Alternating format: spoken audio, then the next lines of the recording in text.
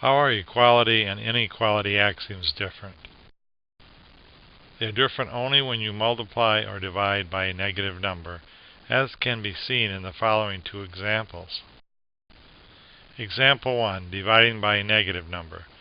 12 is greater than or equal to 8.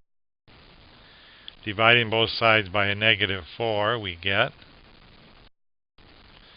negative 3 is less than or equal to negative 2. So in order to keep this last expression to be accurate, we had to flip the signs. Example 2, multiplying by a negative number. 5 is greater than or equal to 2. Multiplying both sides by a negative 3, we get negative 15, which is less than or equal to negative 6. So once again, we had to flip the sign. Now this doesn't prove it. You should try other cases, but it'll always work this way. So we just have to remember one thing, that when you're multiplying or dividing by a negative number, we need to flip the sign. So now let's apply this in solving an inequality. And we're going to do number 4, inequality. 5 minus 2x is greater than or equal to 7. So taking this inequality, we want to get x by itself. So what would we do first? That's right, subtract the negative 5 from both sides, and we get a negative 2x is greater than or equal to 2. Now what do we need to do? Divide by negative 2, and this is where our change kicks in. This is the only step that is different than equality. Since we divided by negative 2, we must flip the sign. And we get x is less than or equal to a negative 1.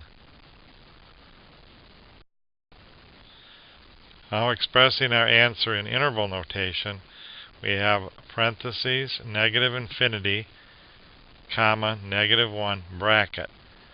Now usually we put a parentheses around infinity, indicating that we really can never get there.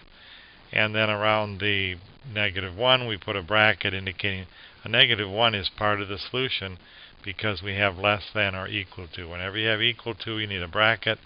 When you don't have the equal to as part of your solution, then you use a parentheses. Now let's express it graphically. Graphically, we have a negative 1. Now that's a solid dot because negative 1 is included, and the arrow indicates that we go on forever to the left.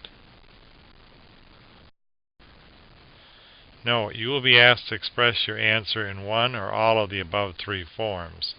They each have their value. Whether you use a solid or hollow dot and a parentheses or brackets is determined whether equality is part of your answer. See example below.